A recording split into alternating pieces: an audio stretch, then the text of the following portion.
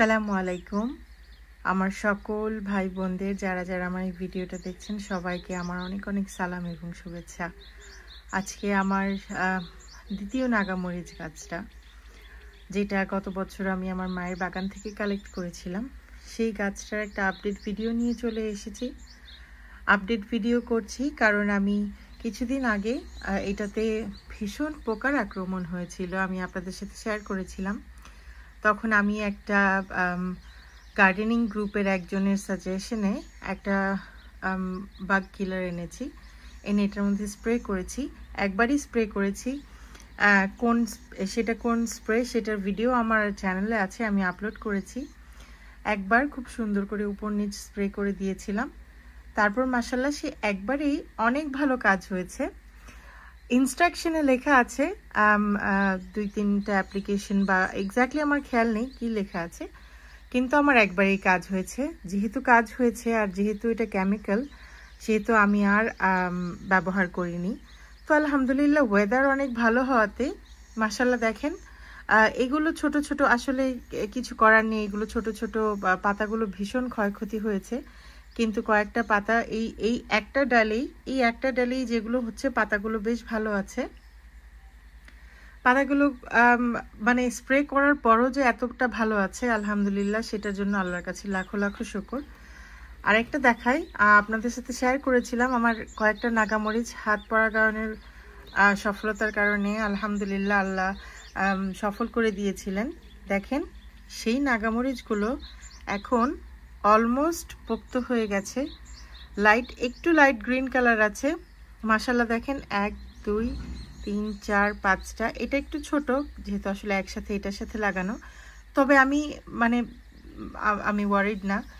কিন্তু আমি যেটা দেখাতে চাচ্ছিলাম, দেখেন মাশাআল্লাহ পোকার আক্রমণটা যখন থেকে কমেছে তখন থেকে নাগামরিচগুলো মাশাআল্লাহ খুব সুন্দর করে বড় হয়েছে, বাড়তে পেরেছে আলহামদুলিল্লাহ। আর আমি রিপোর্ট করে দিয়েছিলাম এটা আমার সেই আগের নাগামরিচ, যেটা আমার প্রথম নাগামরিচের চারা ছিল, যেই চারাটা দিয়ে আমার আসলে এই চ্যানেলটা করা, এই পটটাতেই ছিল। তারপর সেটা মারা যাওয়ার পরে, সেটা অলমোস্ট মারা যাওয়ার সময় আমি রিপোর্ট করে ছোট পটে দিয়েছিলাম। তারপর আনফরচুনেটলি আল্লাহর ওইটার জীবন রাখেননি, কিন্তু সেই পটেই আমি আবার আমার মায়ের বাগান থেকে যে নাগামরিচটা কালেক্ট করেছিলাম সেটা আবার ওই আমার আগের নাগামরিচের চারাটাতে পটটাতেই দিয়েছি। এই চারাটা আমার যে প্রথম নাগামরিচের গাছটা ছিল সেই মরিচের বীজ থেকেই করা, এটা একটা চারা আমার মায়ের কাছে। আমার মা যখন করেছিলেন 3-4টা হয়েছিল চারা, তো সেটারই একটা এটা দেখেন আল্লাহরই রহমত, সেটা থেকে এখন আরও এটা হচ্ছে সন্তান। আর আলহামদুলিল্লাহ ওই গাছটার একটা নাগামরিচ আর এই গাছটার একটা নাগামরিচ, এটার 3-4টা বীজ হবে ছিল, একটা নাগামরিচ হয়েছিল, একটাই নাগামরিচ হয়েছিল। আমি আমার এখানে আনার পর কয়েকটা ফুল হয়েছিল, আমি হাত পরাগায়ন করে দিয়েছিলাম। গত বছরের কথা বলছি, আমি প্রায় সেপ্টেম্বর অক্টোবর, আমার এক্স্যাক্টলি মান্থটা খেয়াল নেই। হাত পরাগায়ন করে আমার নাগামরিচের গাছগুলো ঘরের ভেতরেই থাকে, সেক্ষেত্রে অনেক গরম থাকে। আমার জানালা যে উইন্ডো সিলগুলো ডাবল গ্লেজিং এখানেই থাকে, তো সেক্ষেত্রে একটা নাগামরিচ হয়ে গিয়েছিল আলহামদুলিল্লাহ, খুবই ছোট ছিল, কিন্তু যেহেতু আমি হাত পরাগায়ন করে দিয়েছিলাম, পরাগায়ন যেহেতু হয়েছিল আল্লাহর রহমতে ওইটাতে বীজ হয়েছিল। সেই বীজ আর আমার প্রথম নাগামরিচের গাছের একটা নাগামরিচ আমি কালেক্ট করেছিলাম, সেই কয়েকটা বীজ মিলে আলহামদুলিল্লাহ আমার কাছে এখন মোট 11টা চারা আরও আছে। সেটার আমি অন্যান্য জায়গায় ভিডিও করে আমি আমার চ্যানেলে অন্যান্য ডিফারেন্ট ভিডিও করে আমি দিয়েছি, আপনারা চাইলে দেখে আসতে পারেন। সেগুলোরও যখন আবার বড় পটে দেবো আলহামদুলিল্লাহ ইনশাল্লাহ আমি শেয়ার করব। সবগুলো তো আর আমি আসলে রাখবো না, 11টা অনেক চারা, আমার এত জায়গা নেই, আমি হয়তো 2-3টা রাখলে রাখতে পারি। বাকি অন্যান্যগুলো আমার বোন, আমার একজন আপা আছেন যিনি আমার ছেলে মেয়েকে আরবি পড়ান, সেই আপা আর আমার মায়ের বাগানে সব মিলিয়ে সবাইকে দিয়ে দিব ইনশাল্লাহ। এখানে আরও কিছু একটু দেখাই। দেখেন পোকার আক্রমণ হওয়াতে যেটা বলছিলাম অনেক পাতা ঝরেছে, এরকম হয়ে হয়ে পাতা ঝরে যাচ্ছিল, কিন্তু আলহামদুলিল্লাহ যখন আমি স্প্রেটা করেছি গাছটা যখন সুস্থ হওয়া শুরু হয়েছে, আপনারা যদি দেখেন, আমি একটু যদি ক্লোজ আপ করে দেখাই, দেখেন এই যে এখানে যেমন একটা নতুন কুড়ি, একটা নতুন ডাল বেরোচ্ছে, নিচে অনেকগুলো বেরোচ্ছে। আমি ইনশাল্লাহ ভবিষ্যতে শেয়ার করব। আমি যেটা করি, আমার একজন ইউটিউব ভাই আছেন, জুনেদ আহমেদ, ওনার কাছ থেকে আমি শিখেছি যে গাছ আসলে আর আরেকজন যে আমাদের প্রখ্যাত কৃষিবিদ শায়েখ সিরাজ সাহেব, ওনাকে আমি খুব ছোটবেলা থেকেই আমি ওনার অনেক বড় ফ্যান। উনিও সবসময় যেটা বলেন যে আসলে যে কোনো গাছ নিচের কাণ্ডটা খালি রাখতে হয়, উপর থেকে একটা জায়গা থেকে চারাটা করতে হয়। তো আলহামদুলিল্লাহ সবার পরামর্শ আর উপদেশে আমি এই জিনিসটা মানি, মেনে আমি তাই করি সবসময়। আমি এতটুকু পর্যন্ত অ্যাটলিস্ট, এটা আমার মা করেছিলেন যদিও, কিন্তু আমি এতটুকু পর্যন্ত অ্যাটলিস্ট কোনো পাতা রাখি না। এইটার ক্ষেত্রে আমি যেটা করব, যেহেতু গাছটা অনেক উইক আর একটা ডালই শুধু শুট আপ হয়েছে, দেখেন এই ডালটা ওইটাতেই হয়েছে আর বাকিগুলো একটাতেও এখনো পাতা হচ্ছে না। তো এইটার ক্ষেত্রে আমি যেটা করব, আমি এই ডালগুলো রেখে দেব, আমি এগুলো ফেলবো না। এর নিচে যেগুলো, যেমন এইটা, এই যে ছোট্ট একটা হচ্ছে বা এইটা হয়তো বা আমি ফেলে দেব, কিন্তু এখনো আমি কিছু করব না। যেহেতু আমার উপরে বেশি কোনো ডাল নেই সেহেতু আমি রাখবো। আর আমার উপরে যদি ভালো কোনো কিছু হতো তবে কিন্তু আমি এই নিচের সবগুলো ছিঁড়ে ফেলতাম। আর দেখেন এটার ভেতরেও মাশাআল্লাহ অসংখ্য ছোট ছোট ছোট ছোট নতুন পাতা আসছে, নতুন কুড়ি আসছে।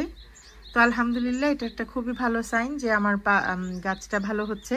অনেকগুলো ফুল আমি হাত পরাগায়ন করে দিয়েছি, সবগুলো হয়নি, দেখেন ঝরে পড়েছে অনেকগুলোই। আর আমি আসলে আপসেট না, কারণ আমি চাইছিলাম যে গাছটা আগে রিকভার করুক। এখানে অসংখ্য ফুলও আসছে, দেখেন ছোট ছোট ফুল এই একটা ডালেই আসছে, আবার এখানে ছোট্ট করে দেখেন ফুল আসছে, অনেক ফুল আসছে মাশাআল্লাহ। আর আমি যতদূর জানি যে যখন আমি এই নাগামরিচগুলো ছিঁড়ে ফেলবো তখন আরও অনেক বেশি ফুল আসা শুরু হবে। তো আলহামদুলিল্লাহ পোক্ত না হলে তার আসলে ছিঁড়তে পারছি না। আর আমি ইউজুয়ালি যেটা করি, এটা যদি একটা সুস্থ নাগামরিচ গাছ হতো, যেমন এদিক দিয়ে ডালপালা আছে, তখন আমি যেটা করি যে একটা মরিচের আশেপাশে যদি কোনো পাতা থাকে আমি সবগুলো ছিঁড়ে ফেলি। যেমন এই মরিচের উপরের পাতাটা আমি ছিঁড়ে ফেলি, যাতে করে এই মরিচটাতে একটু আলো বাতাস লাগতে পারে, তাহলে তাড়াতাড়ি মানে বড় হয়। আর আমি মাটি সবসময় ঝুরঝুরা রাখি। দেখেন আপনারা দেখলে হয়তো মনে হবে যে এই মাটিটাতে কোনো পানি নেই, কিন্তু আমি যেটা করি, আমি পটটা এরকম উঁচু করে দেখি, আমার পটটা ভীষণ ভারী। আর যেহেতু যেহেতু এটা মানে রিসেন্টলি আমি রিপোর্ট করেছি, এটা শেকড় এই পর্যন্ত, এর বেশি নয়।